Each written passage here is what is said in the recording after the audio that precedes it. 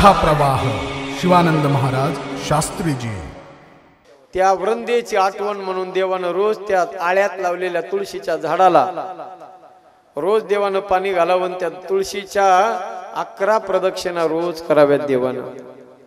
एवढंच नाही, माझे भगवान परमात्मा म्हणतात, जे कोणी इथून पुढे भविष्यामध्ये या तुळशीच्या झाडाला पाणी घालून जे कोणी रोज 11 प्रदक्षिणा करतील त्या भक्ताच्या जीवनामध्ये ऐश्वर्याला कमी राहणार नाही, त्याच्या घरामध्ये लक्ष्मी सदैव नांदल आणि देव स्वतः भगवान परमात्मा त्याच्या अंतःकरणामध्ये निवास करतील। तुळशीचं झाड ज्याच्या दारामध्ये, तुळस साधी नाही सज्जनो, ऐका पुढे आणखी संपलं नाही आता हे। ते तुळशीच्या झाडाची रोज देवानं सेवा करावी। त्या तुळशी सोबत लग्न सुद्धा केलं नाही का, आपल्याकडे लावित असतात तुळशीचं लग्न देवासोबत। भगवान परमात्म्याने तिची ती बी इच्छा पूर्ण केली, तिला बिना पतीचं ठेवलं नाही, स्वतः देवानं त्या तुळशी सोबत लग्न केलं। पण त्या तुळशीचं झाड जेव्हा वाळलं ना, वाळलं तुळशीचं झाड, आपल्या भक्ताची आठवण म्हणून, आपल्या भक्ताची आठवण म्हणून त्या वाळलेल्या तुळशीच्या झाडाचे लाकडं, त्या लाकडाचे बारीक बारीक मणी तयार केले, त्याच्यात धागा ववला, त्याची माळ तयार केली तुळशीची, आणि देवानं भक्ताची आठवण म्हणून आपल्या गळ्यामध्ये ती तुळशीची माळ घातली। नामापद पंकज पादुका श्री मस्तकी वंदित से। देवाला तुळशी आणि बुक्का हे अतिप्रिय, अतिप्रिय, अतिप्रिय आवडे तुळशी बुक्का म्हणून तर आपण म्हणतो। ती वृंदा देवाची निशिम भक्त आहे, महादेवाची निशिम भक्त होती वृंदा। पण सज्जना हो, तिनं आपल्या पती मेल्यामुळं तिनं ठरवलं, आता देवा तुम्ही माझं पातिव्रत्य नष्ट केलं, माझा पती माझ्यापासून दूर केलं, माझ्या पतीची माझी ताटातूट केली, आता मला जिवंत राहायचं नाही। तिने योग अग्नीने आपलं जीवन संपून टाकलं आणि सज्जना हो, आपला प्राण तिने त्याग केला। पण आता पुन्हा तुमच्या काही जणांच्या डोक्यात असा प्रश्न असेल, काही जणांच्या डोक्यात असा पुन्हा एक प्रश्न असेल की त्या वृंदेमुळं, वृंदेला तिचं पातिव्रत्य देवानं नष्ट केलं, हजारो स्त्रियांचं पातिव्रत्य नष्ट केलं खरंय, पण वृंदेनं भक्ती केली ना देवाची, त्या भक्ती करणाऱ्या एका भक्ताच्या जीवनामध्ये असं दुःख काय यावं? शेवटी तिचा गुन्हेगार आहे देव, है का नाही गुन्हेगार? ती एक भक्त आहे। मग शेवटी काही का होईना, जर देवाला त्या बाकीच्या नराधमाला मारायचं होतं तर देवानं तिच्या खांद्यावर बंदूक ठेवली का नाही सांगा? तिच्या खांद्यावर बंदूक ठेवून देवानं गोळ्या झाडल्या ना, मग खांद्याचा वापर तिच्या देवानं केलाच ना। मग देवानं तिच्या खांद्याचा वापर केला म्हणजे देवावर तिचे उपकार झाले। पण एक लक्षात घ्या सज्जनो, तुम्ही किती काही करा, भगवान परमात्मा, माझा परमात्मा तुमचे 1% सुद्धा उपकार, कोणाचेच उपकार देव आपल्या मस्तकावर ठेवत नाही, कोणाच्याच उपकाराचं ओझ देव आपल्या डोक्यावर ठेवत नाही। त्या वृंदेनं आपल्या योग अग्नीने प्राण त्याग केला। देवानं ऐका माय बाप, आपल्या स्वतःच्या हाताने त्या वृंदेच्या शरीराला अग्नी डाग दिला। तिची चिता जळेपर्यंत रात्रभर देव त्या स्मशान भूमीमध्ये बसले वाट बघत। दुसऱ्या दिवशी चिता संपूर्ण जळाली, त्या राखेतून, वृंदेच्या राखेतून तुळशी उगवल्या। तुळशी आपल्या निशिम भक्ताची आठवण म्हणून, भगवान भोलेनाथाच्या निशिम भक्ताची आठवण म्हणून भगवान परमात्म्याने त्या ज्या तुळशी उगवल्या होत्या वृंदेच्या राखेतून, त्या तुळशी उपटल्या, तिची आठवण म्हणून उपटल्या, आणि त्या सगळ्या तुळशीचे झाड देवानं वैकुंठामध्ये आपल्या घरी नेऊन लावले। ज्या आळ्यामध्ये लावले ना, मातीचं आळं तयार केलं आणि त्याच्यात तुळशीचे झाड लावले, त्या आळ्याला सुद्धा देवानं नाव ठेवलं काय? काय? तुम्ही बोलत नाहीत आणखीन बी। वृंदावन नाव ठेवलं, वृंदावन। वृंदावन म्हणजे त्या वृंदेचं नाव तुळशीच्या आळ्याला देवानं दिलं। नुसत्या त्या तुळशीच्या आळ्याला देवानं वृंदावन नाव नाही दिलं, आपलं जे धाम आहे त्या धामाला सुद्धा देवानं नाव दिलं वृंदावन धाम, श्रीधाम वृंदावन. सज्जन हो, एवढ्यावर देव नाही थांबले. भक्ताचे उपकार डोक्यावर आहेत ना, ओझ ना देवाच्या डोक्यावर. त्या वृंदेची आठवण म्हणून देवानं रोज त्या आळ्यात लावलेल्या तुळशीच्या झाडाला रोज देवानं पाणी घालावं. त्या तुळशीच्या 11 प्रदक्षिणा रोज कराव्यात देवानं. एवढंच नाही, माझे भगवान परमात्मा म्हणतात, जे कोणी इथून पुढे भविष्यामध्ये या तुळशीच्या झाडाला पाणी घालून जे कोणी रोज 11 प्रदक्षिणा करतील त्या भक्ताच्या जीवनामध्ये ऐश्वर्याला कमी राहणार नाही. त्याच्या घरामध्ये लक्ष्मी सदैव नांदल आणि देव स्वतः भगवान परमात्मा त्याच्या अंतःकरणामध्ये निवास करतील. तुळशीचं झाड ज्याच्या दारामध्ये, तुळस साधी नाही सज्जन हो, ऐका पुढे आणखी संपलं नाही आता हे. ते तुळशीच्या झाडाची रोज देवानं सेवा करावी. त्या तुळशी सोबत लग्न सुद्धा केलं नाही का, आपल्याकडे लावित असतात तुळशीचं लग्न देवासोबत. भगवान परमात्म्याने तिची ती बी इच्छा पूर्ण केली, तिला बिना पतीचं ठेवलं नाही. स्वतः देवानं त्या तुळशी सोबत लग्न केलं. पण त्या तुळशीचं झाड जेव्हा वाळलं ना, वाळलं तुळशीचं झाड, आपल्या भक्ताची आठवण म्हणून, आपल्या भक्ताची आठवण म्हणून त्या वाळलेल्या तुळशीच्या झाडाचे लाकडं, त्या लाकडाचे बारीक बारीक मणी तयार केले, त्याच्यात धागा ववला, त्याची माळ तयार केली तुळशीची, आणि देवानं भक्ताची आठवण म्हणून आपल्या गळ्यामध्ये ती तुळशीची माळ घातली. वैजयंती माळ गळा श्रीवत्सलांछन, हो विष्णुदास नामा येणे दाविली कुण. देवानं ती तुळशीची माळ गळ्यामध्ये घातली.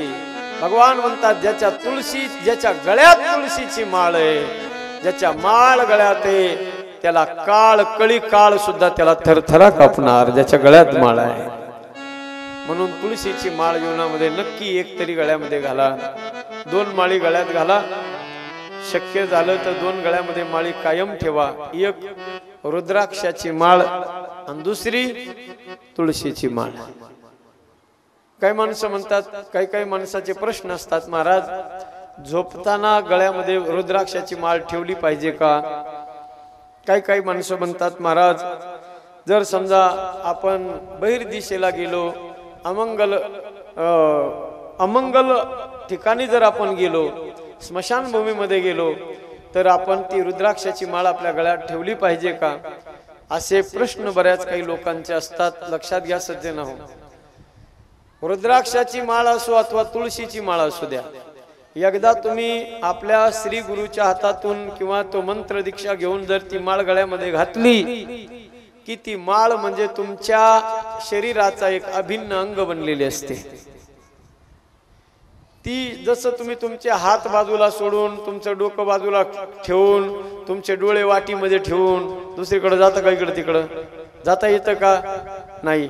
शरीराचे अवयव जसे बाजूला ठेवता येत नाहीत, तसं गळ्यातली माळ म्हणजे आपल्या शरीराचा एक भाग बनलेली असते.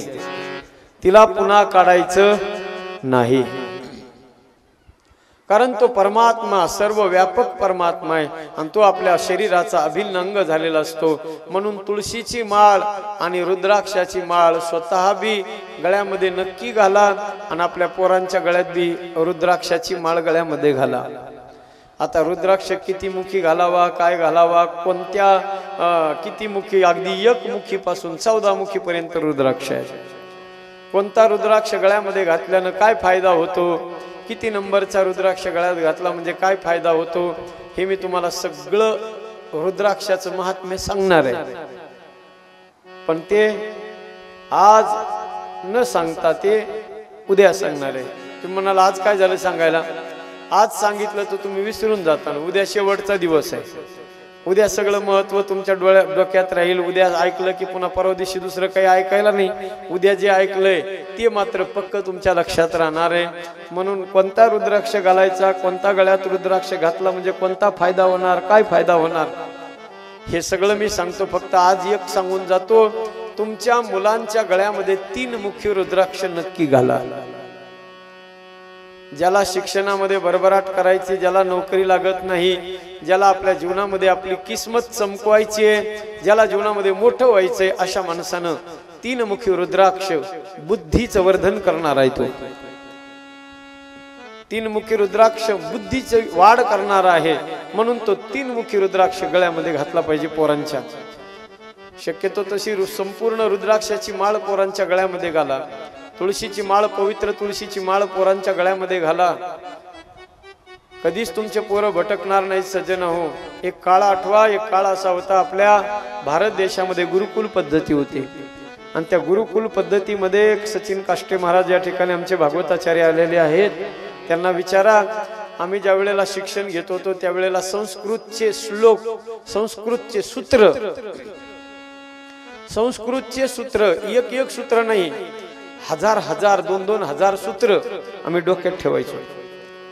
दिवसाला प्रत्येक 1 घंट्यात आम्ही 4-4, 5-5 संस्कृतचे पानं, पेज पूर्ण पाठ करायचो.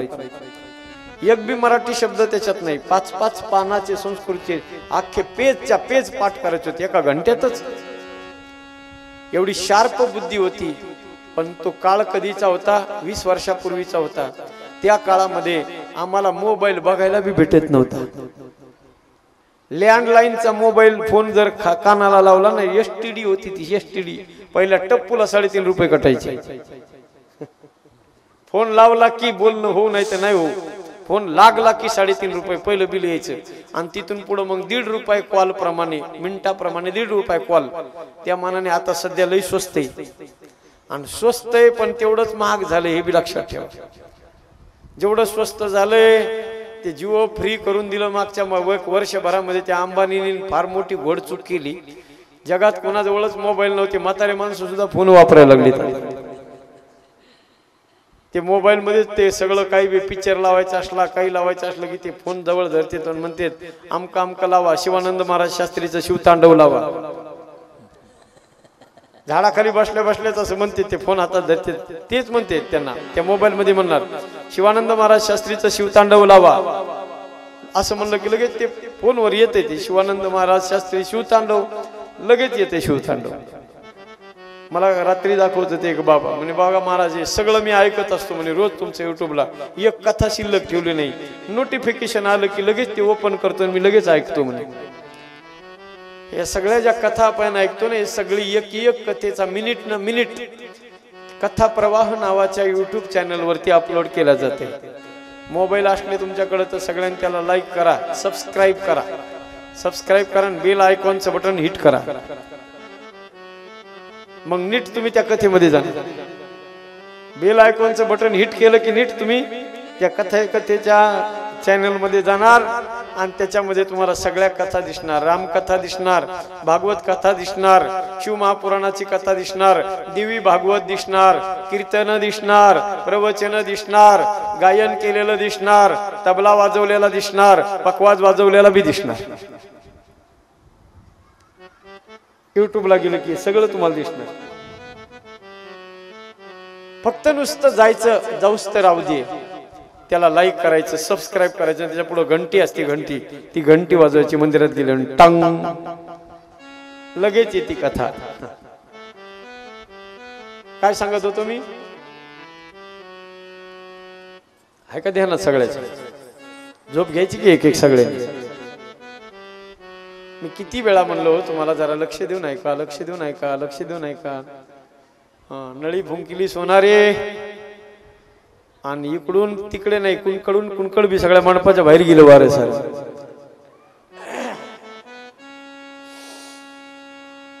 कोणता रुद्राक्ष गळ्यामध्ये घालावा, पूर्ण माळ गळ्यामध्ये घालावी. मला काय सांगायचं होतं तुम्हाला, ही मोबाईलचा जमाना आला ना, मोबाईलचा जुना काळ होता सज्जन, बुद्धी एवढी तल्लख होती. नवीन मोबाईल आले त्यावेळेला सुद्धा माणसाचे एका माणसाला कमीत कमी 500 नंबर, 500 नंबर पाठ होते, कंठस्थ होते, पाठ होते नंबर. कोणाचे बी मित्रमंडळी सगळ्या धडाधडा लगेच नंबर सांगायचे. आता घरातल्या परिवारातल्या लोकांचे सुद्धा नंबर माहिती नाही, कारण परिवारातले माणसं बी त्या मोबाईलने नंबरी करून टाकले सगळे. नंबर कवर कोणाकोणाचे ठेवा, एका एका माणसाचे 4-4 नंबर बदलतात वर्षातून. कोणाकोणाचे पाठ करून ठेवा. या मोबाईलनी वाट लावली सजनो, दिमाग राहिला नाही, बुद्धी राहिली नाही. पोरांची बुद्धी आता जड बनत चाललेली आहे. 30-300 उजळणी 4थीला असेपर्यंत पोरांची पाठ असायची, 4थीच्या वर्गात जाऊस तर. आता 10वीला गेले तरी 30-300ची उजळणी येत नाही पोराला. मोठमोठ्या पोरांना उजळणी पाठ नाही सजन हो, शब्द पाठ नाही, डिक्शनऱ्या पाठ करून ठेवावं लागतात पोरांनो, तेव्हा कुठेतरी शिक्षण येते. त्याच्यासाठी त्या पाठ केलेल्या डिक्शनऱ्या कॉम्प्युटरच्या या बुद्धिरूपी कॉम्प्युटरच्या फोल्डरमध्ये सेव्ह करण्यासाठी ते फोल्डर चांगले पाहिजे. या फोल्डरमध्ये काही बी नको ते घुसवलंय त्या मोबाईलने. त्यानं माणसाची बुद्धी नीट राहिली नाही. संध्याकाळी झोपताना बी मोबाईलच आहे, आणि झोपेतून उठलं की डोळे उघडले की पहिला मोबाईल टंकन वाजते, ते लगे उठतो माणूस. कोणाचा मेसेज आलाय, कोणाचा फोन आलाय, कुणी व्हॉट्सअप केलंय. या मोबाईलने सज्जना बुद्धीला ताण राहिला नाही. याद ध्यान करायची, कंठस्थ करायची, पाठ करायची बुद्धी राहिली नाही. संस्कृतचे श्लोक त्या बुद्धीला सज्जना एक लक्षात घ्या, पोरांच्या हातात मोबाईलच देऊ नका. 10वी-12वी पर्यंत, 12वी कंप्लीट होईपर्यंत जर तुमच्या पोराला बनवायचं असेल, चांगला मोठा साहेब बनवायचा असेल शिकून सवरून, तर त्याच्या हातात मोबाईल देऊ नका. किती बी अर्जंट काम असलं ना तरी बी त्याला, जर लईच काम अर्जंट असलं तर त्या बापांनी त्या पोराला म्हणा, इकडे तू काय काम आहे सांग, मी माझ्या मोबाईल मध्ये करून देतो. हा, मोबाईल माझ्या हातात, तुझ्या हातात मोबाईल सुद्धा नाही. कसलाच हात लावू देऊ नका पोरांना सज्जन. आता तर इतका लाड झालाय, लेकरू रडायला लागलं तरी माय त्याच्या हातात खेळणं म्हणून मोबाईल देते.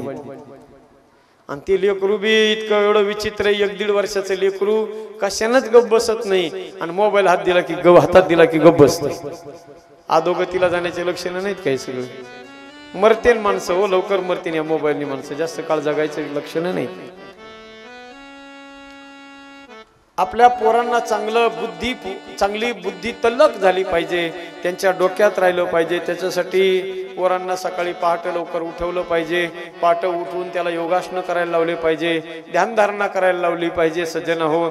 आणि मग पवित्र ती जी गळ्यामध्ये रुद्राक्षाची माळ घातलेली किंवा जो 3 रुद्राक्ष असेल त्याची पूजा केली पाहिजे. त्या पोरांनी सकाळी स्नान केल्यावर आपल्या मायबापाचं दर्शन घ्यावं, घरातल्या देवघराचं दर्शन घ्यावं. शाळेत जात असताना मायबापाचं पोरांनी दर्शन घेऊन गेलं पाहिजे. तेव्हा कुठेतरी तो पोरगा काहीतरी दिवा लावण, नाही ते जवळजवळ सगळ्याचे दिवे इजल्यातच जमाय. मोठा अवघड काम आहे सज्जन हो. पवित्र तुळशीची आणि रुद्राक्षाची माळ गळ्यामध्ये घालायची. तुळशीचं महत्व मी तुम्हाला सांगितलंय, रुद्राक्षाचं मी महत्व सांगणार आहे तुम्हाला.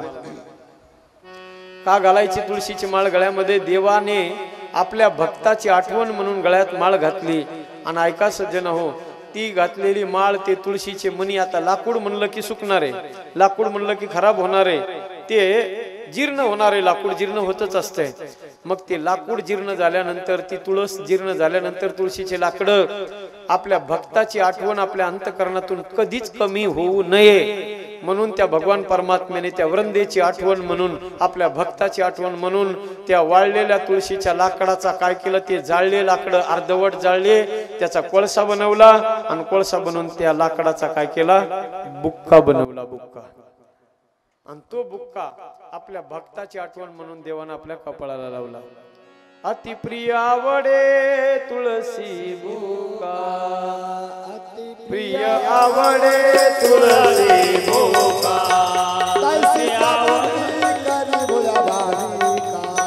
तैसे प्रीत करी भोळा भाविका, नाना पद पंकज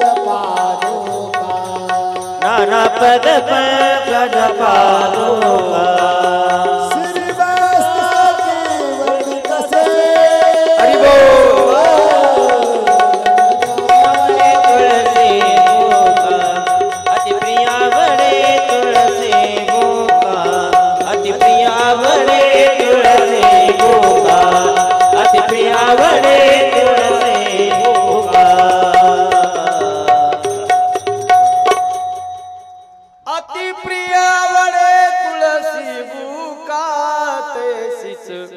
प्रीती करी बोळ्या भाविका, नामा पद पंकज पादुका, श्री मस्तकी वंदित से देवाला तुळशी आणि बुक्का हे अतिप्रिय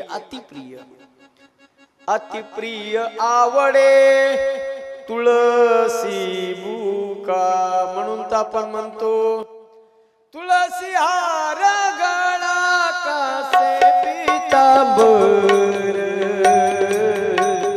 तुळशी हार गळा कासे पीतांबर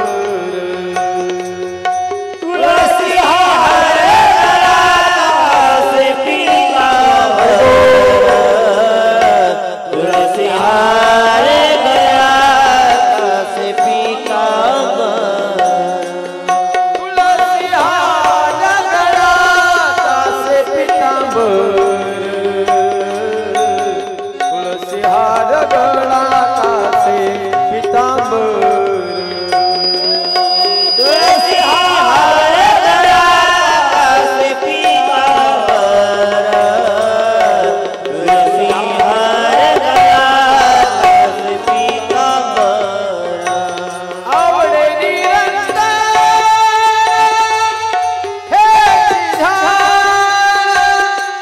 हे झाड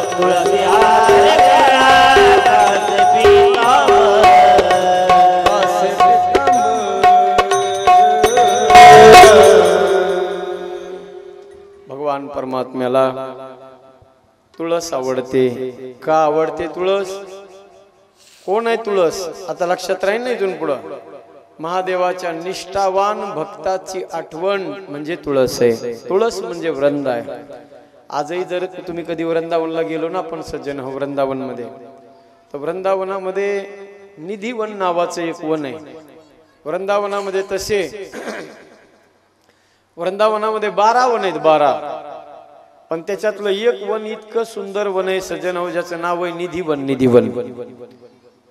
एवढं सुंदर आहे त्या निधिवनामध्ये जर आपण गेलो ना तर दुसरे कोणतेच झाड त्या निधिवनात नाहीत त्या निधिवनात जर आपण गेलो सज्जन हो तर फक्त एकच प्रकारचे झाड आहेत तिथं असं म्हणतात त्या तुळशीचे झाड आहेत डोक्यापेक्षा बी उंच मोठमोठ्या अशा वेला तयार झालेत वेल तयार झालेत त्याचे आणि त्या झाडाचं नाव आहे वृंदा नावाची तुळस वृंदा नावाची तुळस आहे सज्जन होती वृंदा नावाची तुळस अख्खं वनच आहे असं हे काळं रान दिसतं ना एवढं सगळं समोरचं याच्यापेक्षा बी दुप्पट मोठं ते वन आहे वृंदा नावाच्या तुळशी आहेत कधी जर गेला तर नक्की आवर्जून जाऊन बघा आणि जर ज्याला इच्छा जर असेल बघायची तर या वर्षी मे महिन्याच्या शेवटी वृंदावन धाम या ठिकाणी दरवर्षी प्रमाणे वर्षातून एकदा उन्हाळ्यामध्ये वर्षभर कार्यक्रम चालू असतात त्याच्यामुळे शक्य नाही होत म्हणून उन्हाळ्याच्या दिवसामध्ये श्रीधाम वृंदावन या ठिकाणी 7 दिवस राहून त्या ठिकाणी श्रीमद भागवत कथा भव्य दिव्य स्वरूपामध्ये तिथे आयोजन करण्यात आलेलं आहे ज्या ज्या भाविकांना शक्य होईल त्यांनी नक्की त्या कार्यक्रमासाठी उपस्थित राहा। कथा झाल्यानंतर आपल्या गावामध्ये त्या कार्यक्रमाच्या पत्रिका आपल्याला मिळतील। सुंदर त्याही कार्यक्रमाचं लाईव्ह प्रक्षेपण होणार आहे आणि वृंदावनामध्ये 7 दिवस राहायचं भाग्य भगवान कृष्ण परमात्म्याने जिथे लीला केल्या, जिथं खेळलाय भगवान परमात्मा, कालीदह कालिया नागावरच्या फणावर उभा राहून जिथं देव नाचले सजन हो, ज्या मातीमध्ये खेळले ना त्या मातीमध्ये 7 दिवस राहायचं भाग्य आहे।